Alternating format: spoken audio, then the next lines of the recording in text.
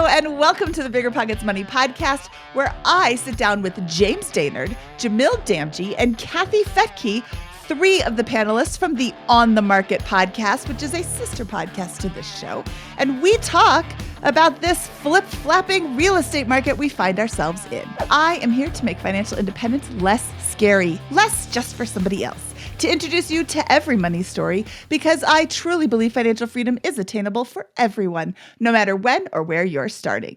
Whether you want to retire early and travel the world, start your own business, go on to make big-time investments in assets like real estate, or even just get a handle on what is going on in this market right now, we'll help you reach your financial goals and get money out of the way so you can launch yourself towards your dreams. All right, today I am joined by James Dainard, Jamil Damji, and Kathy Fettke. James, welcome to the BiggerPockets Money Podcast. Please introduce yourself and tell us why you are so great. Hey, Mindy. So I'm a full-time investor. I've been an investor in the Pacific Northwest for the past 19 years now. I started when I was a senior in college. I'm a heavy value-add investor where we do a lot of heavy lifting on properties of increasing day one margins. So whether it's fix and flip properties, development sites, building homes, or large and small multifamily where we're stabilizing them and increasing the value. I'm also a broker up in the Pacific Northwest where we do about $150 million a year with investors of just helping investors through the process, sourcing on and off market deals, and then handling the disposition as well. But just full-time deal junkie, Pacific Northwest. That's where I hang. Full-time deal junkie. I love that. Jamil, welcome to the BiggerPockets Money Podcast. Let's let everybody know why you're so great. Thank you, Mindy. I appreciate being here. And I am Jamil Damji. I am a national wholesaler. So what I do is I wholesale properties all across the country. I founded the largest franchise for wholesale in the United States called Keegley. Not only that, I also fix and flip property. And I'm on a television show on A&E where I flip properties with my best friend and big sister. And like James, do a lot of value add, a lot of heavy construction type projects. And so this is very interesting to me. Nice to meet you. Well, it's nice to meet you too. Thank you for joining us today. And Kathy, last but not least, she is alphabetically last. Kathy Fettke, welcome to the BiggerPockets Money Podcast. Thank you. Please let our listeners know why you are so fantastic. Oh, thank you. I'm the co-founder of Real Wealth. We've been helping investors in high-priced markets find properties in cash flow markets. So that means, understanding what it takes to own a rental property out of state. We do a ton of education at Real Wealth, and I have a broker-to-broker relationship with agents across the country who really know investment property and know what the rents are, and many of them own property management companies, so that you're not kind of stuck with an agent that just wants the commission and is going to take you to the wrong neighborhood. We also provide the resources that come along with that, like the insurance companies and the lenders that can do loans in those states. So we've been doing that for, oh my gosh, almost 20 years now. And then I also started syndicating in 2010 in the downturn when we were buying land for like 10 cents on the dollar. So that's been an interesting ride as well for the past 12 years. So, well, I'm so excited that the three of you are here today. I'd like to say I assembled this amazing mastermind team of panelists to come in and talk about the real estate market, but I actually had some help. They are the panelists that regularly appear on our sister podcast called On the Market, where they talk about the state of the market in general. And that's what we're going to do today. We're going to talk about the state of the market in general. If you haven't been paying attention, the Fed raised interest rates, 3 times in a row? And they didn't just give them a little bump. I believe all 3 times was 0.75 basis points, which is a huge amount. They haven't done that. They used to say they haven't done that since, what was it, like 2010 or something? And now it's like every month they're doing this. So it's been a lot. I think I read it was 94 since it 94, was that large of a raise. Yes, they haven't had this much of a raise since 1994. You are correct. And now they've done it 3 times in a row. Why does the Fed keep raising these rates? Because inflation. They're trying to fight inflation.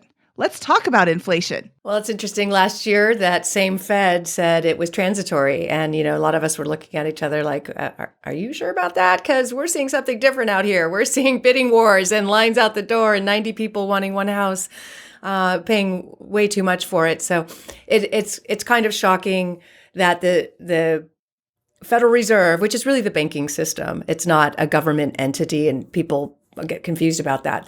But they are tasked with controlling inflation. So they really got it wrong. They have admitted that. But, to me, the bigger picture is the amount, again, well, you said, what is inflation? It's simply prices going up. And like you said before the show, supply and demand usually controls that. But we're in a very different world today. The economy is not the economy of our parents. Economics is not what people learned in school. It's extremely manipulated by the Fed, by the banking system. Again, not a government agency. The banking system is what it is. And they have been able to create an enormous amount of money, which was not okay when I was young. They would print a little bit of money and it made headline news. But to just give an example of how much, I've talked about this on our On the Market podcast. In my parents' time, it was like $2 trillion circulating or less. And if they printed even a few $1 billion, it was a big no-no. Today, they've created $7 trillion in the last 2 years. Like, how could that not create inflation when there's that much more money circulating? What I find very interesting is that it's usually supply and demand. When supply goes up, rates fall or prices fall. When supply goes down, prices increase. And it doesn't really matter what you're doing. If there's no supply, prices are going to go up. Unless nobody wants it, like typewriters. You can make those $1,000 a pop. Nobody's buying those. You make them $1 a pop. Nobody's buying those. But right now, we don't have supply. We have supply chain issues that stem from this little thing called COVID. And raising interest rates, in my opinion, I'm not an economist, but raising interest rates when we already don't have supply doesn't seem like the right move here. Because yes, you are dampening demand for housing in some markets, not in all markets, but in some markets. I'm in the Denver market, and our demand with the June rate increase, our demand was like, oh, no more. We don't want any houses at all. And that was very difficult as I got my first listing in a very long time. And now it's still on the market, which is kind of shocking to me that it's still on the market 3 months later. But in other markets, it doesn't matter. It doesn't matter how high the rates are going to go. People are still buying, and we still have record low inventory. So how does increasing interest rates help with inflation? All I see is this hurting the people who have to move, who have to buy, who have to, and it's not just houses, it's cars and, other things as well. But this just seems like the wrong direction that we're going in. What we've seen inflation come down a little bit off peak of June. I think it was at 9.1 and now we're down to 8.3. But a lot of these rates, they've been adjusted because it's not just a supply and demand thing. That is part of the problem. But we are seeing the supply start to increase. Even, the other day, we do a lot of construction, and we've heard that there's actually warehousing with oversupply of flooring and different types of material because they bought up, and now they're kind of stuck with inventory. We're actually seeing that also like in the used car market. I've been seeing that too. Lots are starting to fill up. But part of the reason they're also increasing the rates is they're trying to slow the money down in our economy. It is going way too fast, or it's been going way too fast, and it's been consuming everything, which was a lot of the reason there was also no supply. In addition to it's not just a supply and demand thing, it's a labor issue. Is a lot of the inflationary cost that I'm seeing is a labor issue, not just a material cost. And that is just because unemployment is basically at zero. It is causing labor costs to skyrocket, and they're trying to get that back down, which is unfortunately means slow the money down. Slowing the money down leads to a recession, and then you have to kind of transitionally push through. But I know personally, as an investor, does a lot of construction, managed a lot of employees. The labor market is a mess. And it does need to be fixed because it is really hard to get your job sites done. And until they make these corrections, it's also going to push that down, which there's going to be a lot of relief for investors on that side. You're going to be able to get guys to show up to your work. You're going to be able to actually pay them at an affordable rate, but it has to be slowed down, and that's half the reason they're also increasing rates. It's not just a supply and demand thing. I agree, James. I think we've got such a complicated situation right now that we're dealing with, and the variables that are creating the inflation crisis, I think it's not just a simple, the simple math of, okay, let's raise rates and everything will fix itself. And I think that is just indicative of the very surface level problem solving we have right now from the Fed. I truly don't believe that they're looking at the problem deep enough. And, again, I'm not an economist, and so I don't have better solutions to say. But there was an interesting article that I read. Steve Forbes said, we need to be looking at this situation from the level of the currency. We need to be shoring up and strengthening our currencies, not just raising rates to weaken the economy. In fact, all that we're doing right now is we're beating up the people that are the working class people, folks that are really need help in markets like this. When things get tough, we find a way to continue to beat up people who are in most need of the help. And so I think that the way that we're approaching this right now is totally backwards, but it's interesting.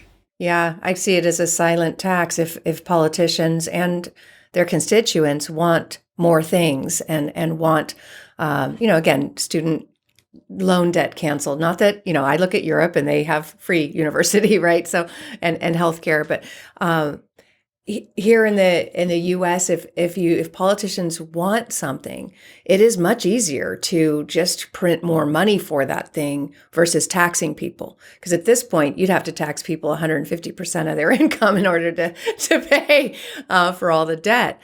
So it's a silent tax, and it does hurt the people that are already struggling. Because when prices go up, you're paying more at the pump. Well, I have an electric car. It doesn't affect me. Or if people I know who they still bought their RVs and they're still driving around paying all this money for gas, they're not as affected, obviously, or else they wouldn't be doing that. But it's the people trying to just get to work, and they were already struggling. So it's an interesting time, and hopefully more and more people will awaken to some of the manipulation of the market. Do you think that rates are going to continue to go up? I mean, the Fed has indicated that they are not real concerned with keeping everybody happy. They want to keep inflation down, and they're going to do it. They're the boss. But where do you think rates are going to go in 2023? Well, I think they've said that they're going to keep increasing the rates, and what's too bad is they're being so reactionary now. And so they've had to go on this aggressive hike because they kind of ignored the issue for 9 months. But because at the beginning of the year, what he was saying was that the Fed rate was going to land around 2.5 to 3 points by the end of the year, or, up into 2023, and that should fix the issue. And then it changed from 2.5 to 3 to 3 to 3.5 was the prediction. Now they're saying 4.5% from the Fed rate. And typically rates are 3 points higher. So it's going to be a 7.5%, 8% loan for most investors, buyers, anybody getting any kind of bank financing, which is a huge increase than it was 12 months ago, because we were at 2.5%. And now it's going to be at 8%. And there's going to be shockwaves by that. Do you think that's going to affect pricing? We're still really low with inventory. You look back to 2008, 2009, we stopped building essentially in 2008. So 2008, 9, 10, 11, 12. I don't know when they started building by you. I don't remember seeing building like big subdivisions going back up until 14, maybe even into 15. That was a long stretch of time with no building. And that wasn't just my neighborhood. That was everywhere. Builders went out of business. Tradespeople left the market and didn't come back, left the industry and didn't come back. So now we're short all this housing. I hear people say, oh, this is just going to be like 2008. And I don't really feel that that's going to be, that this market is the same. That has different causes. But do you think prices are going to fall like they did in 2008 or anywhere close to like they did in 2008? Well, it's already happening. We're baking in around a 10% correction for pricing moving forward in most of the markets that we're in. And we're seeing a lot of opportunity for people to actually position themselves temporarily right now to benefit from what's happening in the market, right? So you've got cash-heavy investors who are actually pulling the trigger, but really, really, really getting significant discounts on their purchases right now. But I don't think that lasts. I think it's a temporary situation where there's going to be those who have to sell will sell, right? And that's the thing that we're finding is that the individual who's in the situation where they're like they're moving, they're relocating, or they've inherited a property, or a sale is a necessity. They will make the decision to sell. And are they going to absolutely get creamed because of this? Yes, they will. They're going to feel that. But I don't think that we can ignore the fact that you said, Mindy, we are at record low inventory, and because of what's happening right now, builders are pausing building. Right, so we were already short. We were already short on supply, on inventory, and now you've got rates going to where they are. Builders pulling back even further. What does this create at the end of the wave? What does this create for inventory and pricing?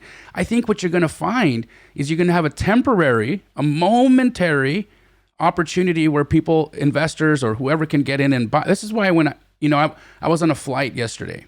And it's really interesting when you sit with people who really aren't even in housing. They're not in real estate. They don't trade in it. But the sentiment, right? It was like when I told them that I was in real estate, immediately they were like consoling me. It was like the sentiment that they had about what's going on in the housing market. They were like, "Oh, I'm so sorry." And you think, okay, if this is the sentiment out there, right, for the average person who's not investing in real estate but just watching and reading the headlines, then I think what ends up happening is we will absolutely get a small depression because they believe that the value of housing is going down, so sellers are more open to a steep discount. But I think what shakes out at the end of the wave is going to be an even bigger inventory crisis, and this is going to create even more appreciation and another correction going back up with pressure moving prices up. That's what I'm predicting 2 years down the road. I just said at the beginning of the year when I do my predictions that you got to pay attention to the Fed. And the Fed, because we're just puppets, they're the puppeteers. They control things. We need to listen and follow. And really experienced investors do that, especially stock market investors. Early this year, Jerome Powell said we're going to raise rates 7 times. I actually didn't believe it. I was like, why would the Fed, the Federal Reserve, when you say the Fed, it sounds again like a government agency. It's the banking system. The central bank decided, we're going to raise rates 7 times. And I thought, why would they want to crush our economy? Why would they do that? First of all, overstimulate it and then decide, no, we overstimulated, now we got to crush it. So I just thought, why would you do that if you're representing this country? But they have come out loud and clear just last week that no, we're going to crush it. And there's going to be job losses, and we're going to bring asset values back to where they think they should be, which is affordable. So depending on who you are, it's either good or bad. Headline news has a different interpretation depending on what you're doing and where you are. For a buyer, that's going to be a good thing. In the meantime, it's a terrible thing for people who own the asset class that the Federal Reserve is trying to kill. Basically, right? So you have certain areas that went up as much as 40% just in 1 year. So there's a good chance that those areas are going to correct, and that's the way Jerome Powell said it. We're going to correct the housing market, and I only see that as one thing. They're the ones who blew it up, and one of the ways they blew up this bubble is buying mortgage-backed securities to keep interest rates low. When you have the central banks buying these mortgage-backed securities, and then you pull back, which is what they're doing. They're tapering. Now you don't have a buyer for those. So then rates have to go up. So, again, why would they have done that all the way up until March of this year when prices already gone so high? They were still stimulating an overly stimulated market. And now they're like, oops, okay, we're going to pull all that back and stop buying, or at least, again, taper the buying. So I listen. I really, a month ago, I would have said something different. But based on what Powell said last week, he's like, no, we're going to destroy it. So you got to pay attention. Now, that doesn't mean, some of the things that we're doing, I would change because, we're still buying homes in the 150, even $80,000 range in parts of Texas where there's job growth. So there's always ways to work through an economy like this. But at the end of the day, people who are in short-term loans, pay attention. People who are, have overpaid for properties, hopefully you're locked into a rate that will still make it okay over time, but the value might go down. That doesn't mean your cash flow will go down, so maybe just if you're locked into a low rate for 30 years, don't worry so much. Even when you see you might have lost some money, just keep holding because eventually it comes back. But there's going to be some bubbles that get popped. Yeah, I think you can't increase the cost of money by 40 to 50% and not expect for things to deflate down. Stock market, crypto, housing is also coming down and deflating down. It's just too expensive on the monthly payment. And the quicker they get down to a more stable market, I'm a pro rip the rates up. Let's get to where we need to get to start working off, like even what Jamil just said was 100% right. There's an overreaction right now and there's more deals in the market. And then once they get to where they need to get to, we can actually level the playing field back out and just buy like we normally buy, which is here's the math on the deal, execute the right plan, stabilize it out, whether you keep it or dispo it out.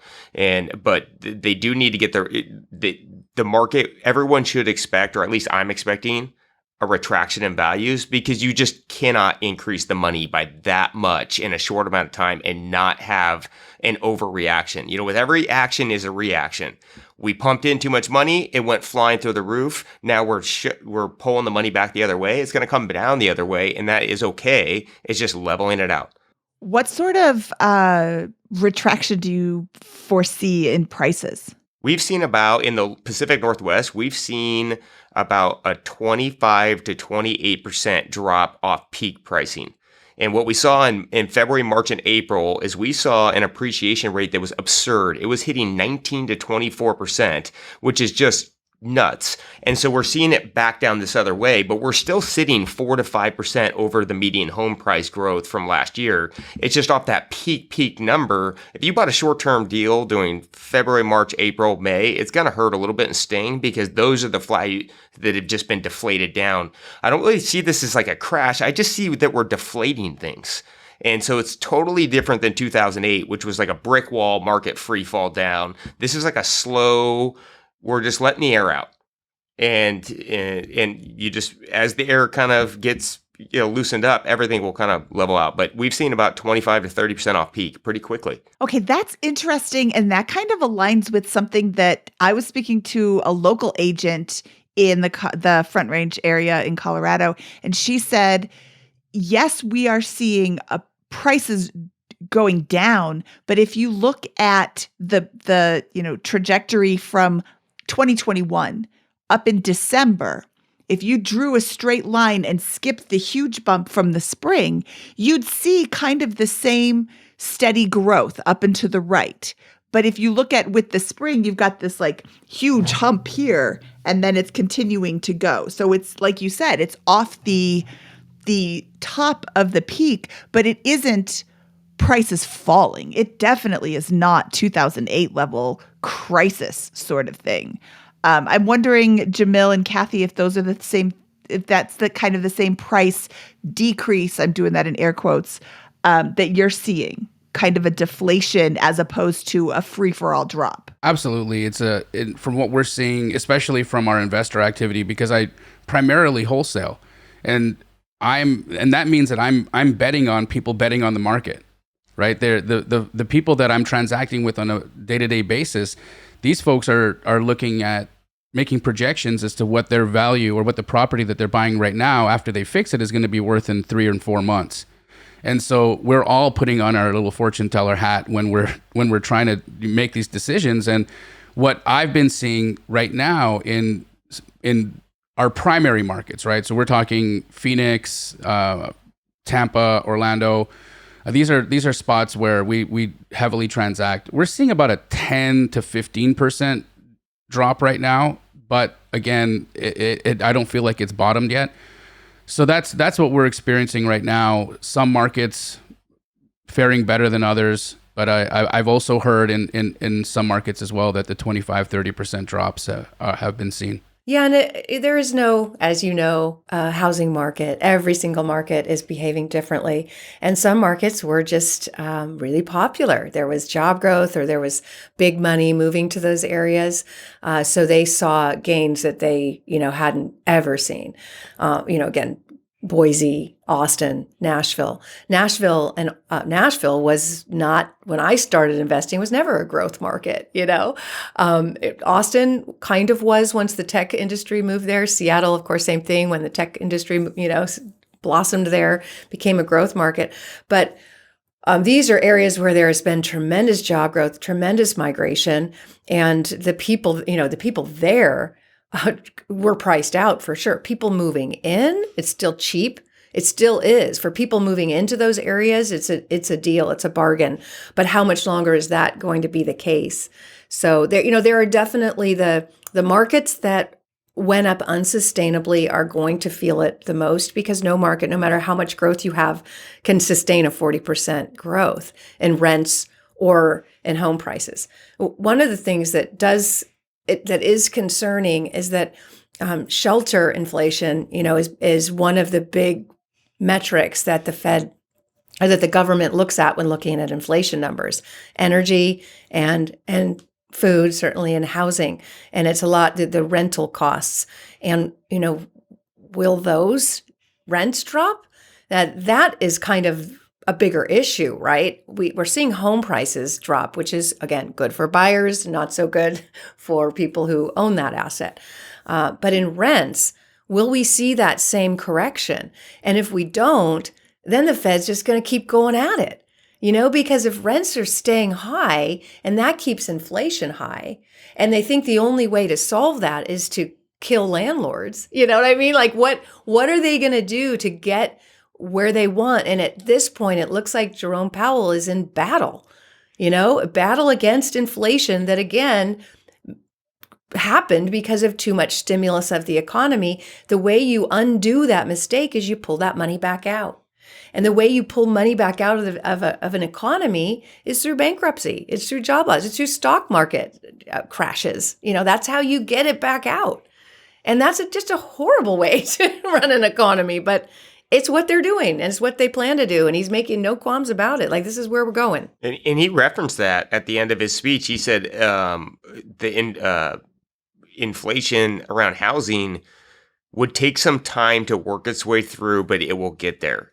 And that's, when you hear that line, that means, yes, I think Kathy's 100% right. They're going to try to deflate rents, deflate values, and create affordable housing. And that is something all investors should be paying attention to right now as you're doing your projections. And on top of that, make it an opportunity. Like, the world doesn't really know this yet. So if you're in a property that's it's not your best property, maybe just put it on the market. You might take a loss, but maybe it's less of a loss than later. I just don't see how we're going to get to a spot where rents come down, because even if, like, just say for instance you're sitting on the sidelines right now and you're like, well, the rates are too high, I don't want to buy, so you rent. There's a lot of pressure right now for the rental market. I don't know if it's the same everywhere, but just what you can see here in Phoenix, where you put a house up for rent and there's multiple people trying to get that property and the rents are stupid high. And so I still don't understand where that money is coming from. All of the pressure, all of the things that are happening, but there are lineups right now for people to rent houses because they don't want to make the decision to buy. Yeah, buyers have to go somewhere. I've got several questions. Is now a good time to buy real estate? Jamil said a few minutes ago, there's a small window to come where prices are going to drop even though rates are high. Cash investors are heavy with cash. They're coming in to snap up these properties at lower prices. Do you see rates coming back down in the future so that buyers who don't have cash can eventually refinance out of these crazy high rates? And I say crazy high rates, I think we should acknowledge that 7% traditionally, historically, is not a crazy high rate. That's a historical average for a mortgage. The problem is prices have gone up so much that now 7% makes that mortgage payment just like 99% of your income. Yeah, I mean, it just comes down to what your intention is. If you are on the hunt for cash flow, there's opportunity out there, even though rates are still high. And it's interesting because the non-conventional loans are actually lower than conventional right now. You can go to a private lender. It's amazing kind of how things have flip-flopped. But if you're able to find a property right now that cash flows, so you're able to get a good price at it, and you're paying maybe a little bit more for that debt, but it still cash flows, great. Granted, some areas might possibly see rents go down, but that's questionable. It depends on supply, right? That is definitely a supply issue. If there's lots of jobs and people need a place to live, they might not buy, but they're going to rent. So if you're buying your own primary residence and it's cheaper than rent, or there's not a lot of other options, you're still getting all the benefits of real estate. You're locked in to a payment. You're paying down your loan over time. You're getting tax benefits. So there's always good reasons to buy real estate. Same with investing. If you're buying for cash flow and you're able to lock in a rate and you have somebody else paying that loan down for you and you're getting tax benefits and asset protection, and over time, generally, if inflation is an issue, then debt is a good thing. Debt becomes less big, when in an inflationary economy. So all of the fundamentals are still there. If your strategy from 5 years ago or 10 years ago is a strategy that's worked for you, keep using it, but just know that some of the things have changed where you're maybe buying it cheaper, but in trade, you're getting a higher interest rate, but maybe the cash flow is the same. I say it's a different type of BRRRR property now, or process. Like, 24 months ago, how you buy a BRRRR property is you're buying something with a heavy value add. You're buying it under or at a discount. You're putting in a rehab. Sometimes you're stabilizing that, at least in our expensive market, for 12 to 18 months. We're not getting any cash flow at that point, and we're having to do all this work. And the reason we're doing that is to get an equity position and a high cash flow position at the end of the day, because we bought it cheaper. Now, it's actually a different type of BRRRR is how I'm looking at everything. I'm running my metrics on a deal and looking at the current rate. If it's at 8%, and if I'm getting a 4 to 5% cash on cash return right now, I am projecting that rates will be around 5% in about 24 months. And so now I'm actually just looking at deals. What is this going to look like in 24 months? In 24 months, my 4% return, I can buy something that's actually in a lot better condition now. I don't have to do all the hard work. I just have to hang on to it at a 4% return. Once the rates fall down to 5, it actually goes to like a 12 to 14% cash on cash return. And in addition to, because everyone's a little bit nervous right now, I can get that massive equity position right now. So it's a different BRRRR process. It's the same type of process. You're buying something, you're waiting on the cash flow to get the big upside at the end. Is actually an easier way to do it now. I don't have to go tear a building to shreds to get the margin. I just have to hang in there and stomach some okay cash flow for 2 years. And so as long as you kind of look at things and just run the math, you can position, change your process, and it's the same end result. I just want to point out, because James the thing I was saying is happening. These cash investors coming in, just literally coming in and taking huge discounts on properties is exactly what he just said he's doing. Guys, this is if you're sitting there listening right now and you're like, I don't know if now's the time. Follow the leader of the pack. Follow the people who are making the market. Exactly. He has the market timed out for the next 24 months. He knows how this plays out. So you should not be sitting on the sidelines and letting yourself miss a massive opportunity to come in and get a property at a significant discount. Look, I'm not a fan of an adjustable rate mortgage, and please don't make this sound like I'm saying that. But if there was ever a moment that I thought that it would be a less of a risky situation to get into an adjustable rate mortgage, it'd be right now. Go in, get a property significantly discounted, lock in a rate that's, get an adjustable rate mortgage, lock in at a lower rate for the next 5 years if they give them to you like that way, and then refi out of that thing in 5 years when the rates come back down. But you will get a huge benefit by taking advantage of the market situation right now. Do you like froth? I like froth in my coffee. Go get the froth. Now's the time. Yeah, and ARMs, people shouldn't be so afraid of ARMs today because the lenders have learned there's much tighter regulation, and you actually have to qualify for that adjustment if rates go up. So they're really qualifying ARM borrowers. So they want to make sure you can handle an increase in payment in 5 years. That was not the case 10 years ago. In fact, they were giving out ARMs. I was in the mortgage industry at that time, and we were literally, not my idea, someone else's in the big offices in New York was saying, nah, let's just qualify people on a teaser rate. So just a fourth of what their actual payment will be and see how that works out, which didn't work out. But today it's the opposite. No, we're going to qualify you on the adjustable rate of what it could be. So I'm not worried about ARMs. I think they're a wonderful solution for today. And that is exactly why we're doing a single family rental fund right now, which some people might think is crazy, but it's like people can put in a $50,000 investment in that, and we're going in and paying cash. And again, that's why I said we're buying stuff in one of the fastest growing parts of Dallas, where all these chip manufacturers are moving because the Biden administration is subsidizing that $52 billion, and they're moving to this North Texas area. And yet we're able to negotiate with all cash offers at, like I said, $60,000, $80,000 for a property, put about $50,000, $60,000 into it to make it really nice for those tech employees. I don't see how a huge recession would affect that. So there's still opportunity. There's tons of opportunity out there. Take notes, guys. I'm really glad you mentioned ARMs because that's one of my questions up here.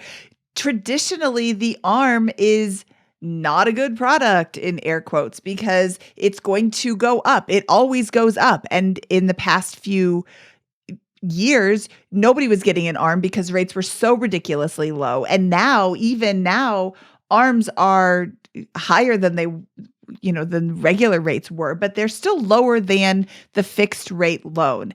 I just want to point out that, if you're considering getting a loan at all, talk to your lender, ask questions. Your lender cannot read your mind. They don't know what you're thinking. Talk to them about ARMs. ARMs are not just 3-year loans. It's the ARM, the adjustable rate. It's a fixed rate for a certain period of time, and then it can adjust. It can adjust once every year?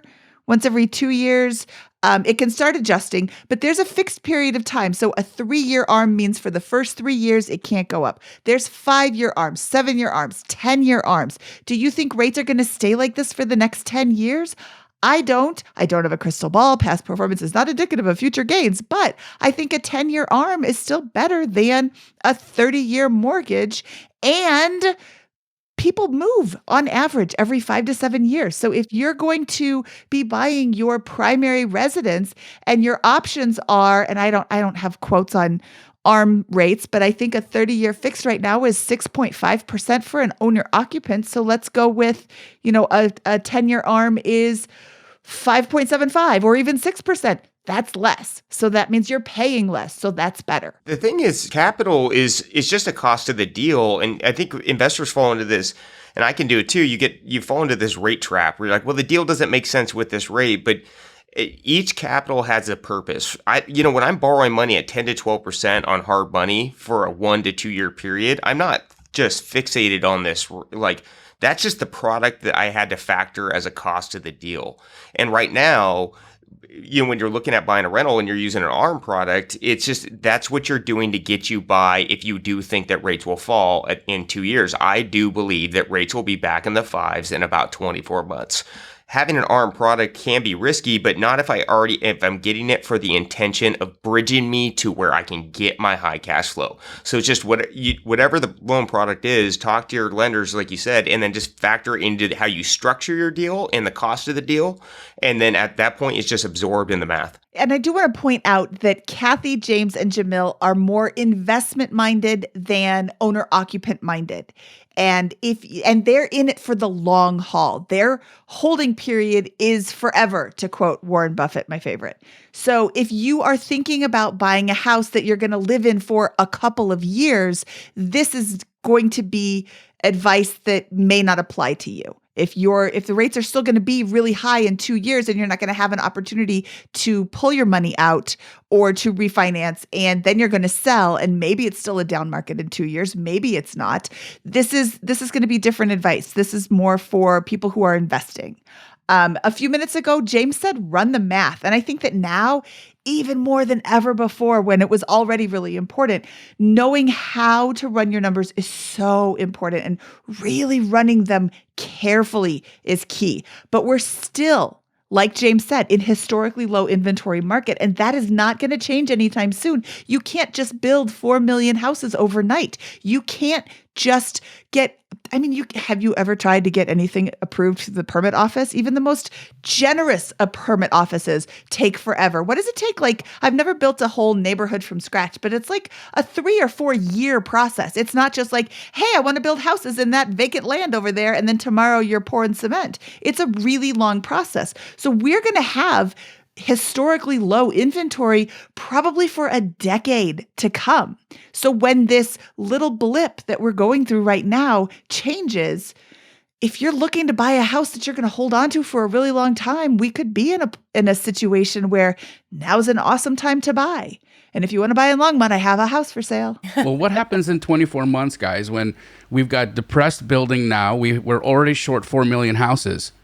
What happens when rates stabilize? Where does the market go then when so many builders are pausing right now, and inventory is already short? What's the effect? The building fairy is going to wave her magic wand and say, poof, there's 4 million houses. I think I actually have changed my mind about this. I have changed my mind about inventory just recently because, at a time when the government's basically, or the Fed is pulling the plug on economy, and people are losing money in the stock market. They don't have that extra money. When you have extra money, you buy things you don't need, right? When you don't have it, you don't. So there are people who, got short-term rentals that maybe they're like, oh, this isn't going to work, or they got rental properties and it's not working out the way they thought. You also have baby boomers getting a lot older and dying, the oldest ones. And then you've also got the millennial population that over the next 3 years or so is a really large generation. But then after them, it starts to wane. So I don't know that I'm in the camp anymore that this inventory problem is going to last forever. I actually think it's going to normalize in a year or two, if not sooner. So that's something to pay attention to as the population, as the demographic shift a little bit. Interesting. I'd like to talk to you about that further and sort of expand on that a little bit, because it's a very contrarian perspective, and I at the same time I'm curious as to like what data we're like. I know you make decisions very thoughtfully, so I'm interested as to what made you make the shift. Oh, I just interviewed John Burns on the Real Wealth Show, and he sent me all his slides, and he studies demographics, and he's just got an enormous amount of data. We've known for a long time that the largest part of the millennial generation is now. From 2020 to 2024, this was going to be the biggest buying pool, and we weren't prepared for them. But after that, the Gen Z population is smaller. So when you look at the population growth, you'll see this bump, but then it's a bump. So what's behind them is less people, less buyers at a time when you've got baby boomers aging. So it is a blip in time for sure where we weren't prepared. We didn't have the inventory. We shut down the economy. We stopped producing. And yet we had all these families forming. So, if we had just planned things a little better and not stimulated the economy at a time when there wasn't enough supply and the huge demand, then we wouldn't be in this situation. And when I say we, I'm not talking about me, I'm talking about the Fed. I know that's depressing, you guys, but I'm a firm believer that no matter where, there's always opportunity in any city. I think inventory is honestly going to go into overcorrection mode for a minute, because real estate. When it goes up, it comes down, right? And then it levels out. And the thing about the American public and the American consumers is they're very reactionary. We're seeing it now. We are getting really good buys right now because people dump and they're just reactionary in general. And so as you see those things, people get FOMO. They want to maximize that equity. They're seeing other things like their stock accounts getting shrunk down too. People feel like they're losing wealth right now. And when they feel like they're losing wealth, they make very bad decisions and very quick decisions. And so we may see this surge of housing come to market, but then it will work its way through and it's all okay. You just don't want to be the reactionary person giving away your asset or selling off your asset too quick, or just trying to buy too quick as well. But it's to be expected when rates increase, when we go into recession, things will slow down, inventory will increase, and will work its way through the system. I think that's interesting, your comment about the surge of inventory. During the spring, I'm a real estate agent who primarily represents buyers, and I would look in my MLS, my local MLS, and houses came on the market on Thursday. Showings were Friday, Saturday, Sunday. Offers were due Sunday or Monday, and they were under contract on Tuesday. So on Wednesday, there was nothing on the market. I'm talking like maybe 10 properties. In my city of 90,000 people, there were 10 houses available up to like $700,000. And this was every single week for about 3 or 4 months. And now I can go in and search, and there's 75 or 80 houses, which is a whole lot more, but still historically low. There should be 100 or 200 houses on the market to give you a really good mix of houses to buy and to look at. And there's still low inventory. It's just, I think there's so many people who are not in real estate who don't pay attention to this. Not everybody's as big a geek as we are about real estate, guys. So they don't know that 70 houses is low. They think, wow, there's 7 times more houses now than there were in the spring. So we're back to normal. Like, we're not even close. So I just think that this is very interesting that we're having this inventory conversation. I think that Kathy's incredibly intelligent, and she just spoke with somebody who is far smarter than I am, but I just hate to argue with you. I don't see a change in the inventory, and I hope I'm wrong. I think the boom's going to go for a while. Like I said, it was 2020 to 2024 that before all of this, I mean, that was predicted that this millennial population would be at home buying age and household formation age. So I don't think it's going to change like today, but just, the kind of 10-year outlook in the future, maybe we'll see some shifting then. Unless again, we depend on government policy, unless there's a change to immigration, because the birth rate's slowing down too. So if we become more open to immigration, that could change it. Okay, I think this has been a fantastic discussion. I really thank you all so much for your time today. Let's remind everybody where you guys are normally found every single week. I'm at realwealth.com, and I've got the Real Wealth Show. And then my syndication company is growdevelopments.com. You can find me on my YouTube at Jamil Damji, also on Instagram at jdamji. Check me out Saturdays at 10 a.m. on A&E and watch us flip houses, make mistakes, and try to make some money. First and foremost, check us out on the On the Market podcast.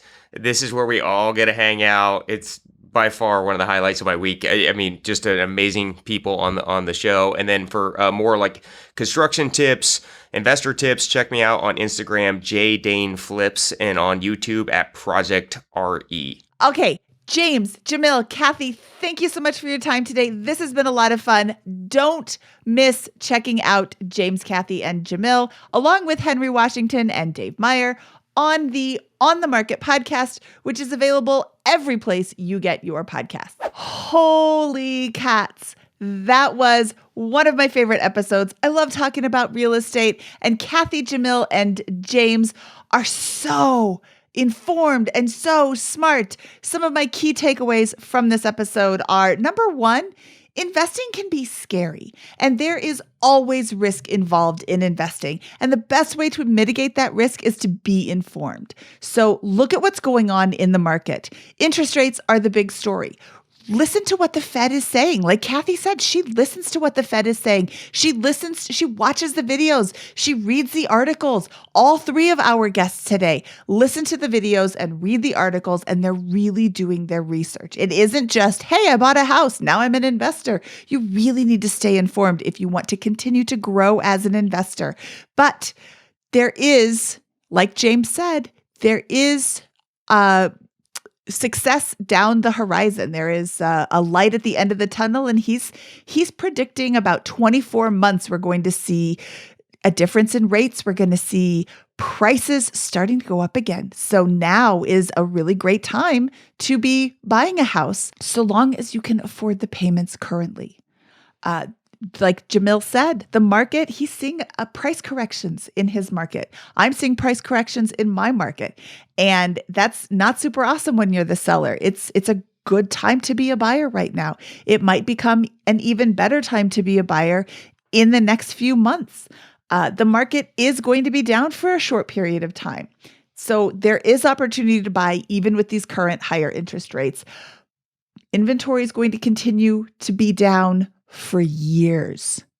We're not going to be able to correct our historically low inventory situation in just a few months, in just a few years. I don't see us getting back to correct inventory levels for a decade. And even with Kathy's very well-reasoned comments about, the baby boomers was the largest generation that we've had, and they are getting older. They are starting to pass on. Even with them passing on, we're still 4 million housing units short. That's the number that I keep hearing from all of my people in the data analysis department of BiggerPockets. Dave Meyer, who happens to be the host of On the Market, which is where all of my panelists came from today.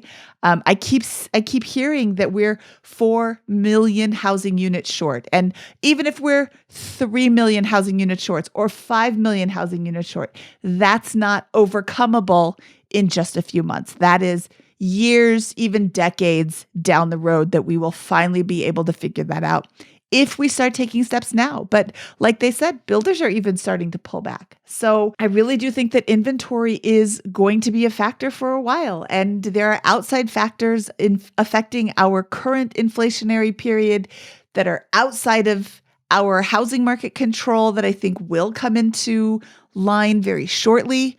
I think we're looking at an interesting window right now of opportunity for those who can afford to buy. And one last takeaway, my biggest takeaway, if you are at all interested in investing in real estate, you need to add On the Market to your podcast rotation. It's hosted every week by Dave Meyer, who I think walks on water. He is incredibly smart, data analyst guy who's been with BiggerPockets for, I think, like 6 years. He has this amazing ability, just like Kathy, Jamil, and James. He has this amazing ability to take complex real estate and economic ideas and theories and translate them into understandable English. So that is an excellent podcast to check out every week, wherever you get your podcasts. From the BiggerPockets Money Podcast, this is Mindy Jensen signing off.